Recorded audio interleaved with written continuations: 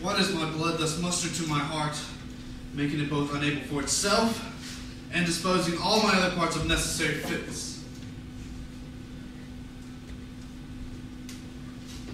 So play the foolish throng with one that swoons.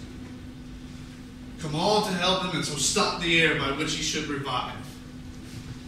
And even so the general, subject to a well-wished king, quit their own part, and in obsequious fondness crowd to his presence, where their untaught love must needs appear offense.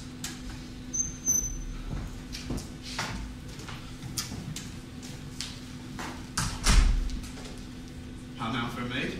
I am come to know your pleasure. That you might know it would much better please me than to demand what 'tis. Your brother cannot live. Even so, heaven keep your honor. Yet may he live a while, and it may be as long as you or I. Yet he must die. Under your sentence? Yea. When, I beseech you, that in his reprieve longer or shorter it may be so fitted that his soul sicken not. Ha! Fie these filthy vices! It were as good to pardon him that hath from nature stolen a man already made, as to remit their saucy sweetness that do coin heaven's image, instance it or forbid. 'Tis all as easy falsely to take away a life true made, as to put metal in restraints to make a false one. 'Tis set down so in heaven, but not in earth. Say you so? Then I will pose you quickly. Which had you rather? The most just law now took your brother's life, or to redeem him? Give up your body to such sweet uncleanliness as she that he hath stained? Sir, believe this, I had rather give my body than my soul. I talk not of your soul. Our compelled sins stand more for number than for account. How say you? Nay, I'll not warrant that. For I can speak against the thing I say. Answer to this. I, now the voice of the recorded law, pronounce a sentence on your brother's life. Might there not be a charity in sin to save this brother's life? Please you to do it. I'll take it to a peril of my soul. It is no sin at all, but charity. Please you to do it at peril of your soul were equal poise of sin and charity. Then I do beg of his life, if it be sin, heaven let me bear it. You granting of my suit, if that be sin, I'll make it my morn prayer to have it added to the faults of mine, and nothing of your answer. Nay, but hear me. Your sense pursues not mine. Either you are ignorant, or seem so practical, and that's not good. Then let me be ignorant and do nothing good, but graciously know that I am no better. Omit no other way to save his life. That you, his sister, finding yourself desired of such a person, whose credit with the judge or own great place could fetch your brother from the manacles of the all-building law, and that there were no earthly mean to save his life, but that either you must lay down the treasures of your body to the supposed, or else let him suffer. What would you do? As much for my poor brother as for myself. That is, if I were under terms of death, the impression of keen whips I wear as rubies, and strip myself to death as to a bed that longing have been sick for, ere I yield my body to shame. Then must your brother die. Better a brother died at once than a sister by redeeming him should die forever.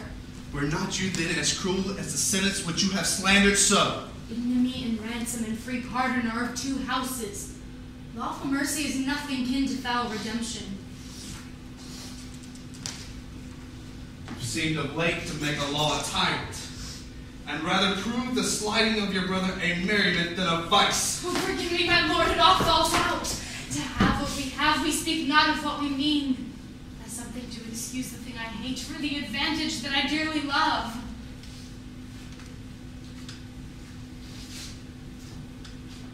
We are all frail. Else let my brother die. If not a feudary, he only owns exceed thy weakness. Nay, women are frail too. Nay, call us 10 times frail, for we are soft as our complexions are, incredulous to false prints. I think it well. And from this testimony of your own sex, since I suppose we are to be made no stronger than false may shake our frames, let me be bold. I do arrest your words. Be that you are, that is, a woman. If you're more, you're none. If you're one, as you are well expressed by all external warrants. Show it now by putting on the destined livery. I have no tongue but one, gentle my lord. Let me entreat you speak the former language. Plainly conceive, I love you. My brother did love Juliet, and you tell me he shall die for it. He shall not, Isabella, if you give me love. I know your virtue has a license in it, which seems a little fouler than it is to pluck on others. Believe me, on my honor, my words express my purpose. Little honor to be much believed, and most pernicious purpose, seeming. I will proclaim the Angela, look for it. Sign me a present pardon for my brother, or with an outstretched throat I will tell the world what man thou art. Who will believe thee, Isabel? Redeem thy brother by yielding up thy body to my will.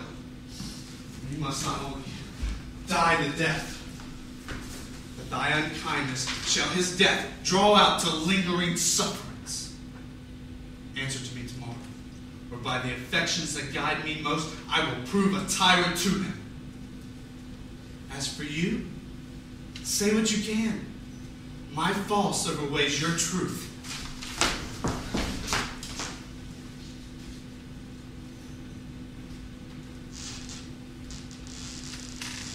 To whom should I complain? Did I tell this, who would believe me? Then Isabel live chaste, and brother die. More than our brother is our chastity. I will tell him yet of Angelo's request, and fit his mind to death for his soul's rest.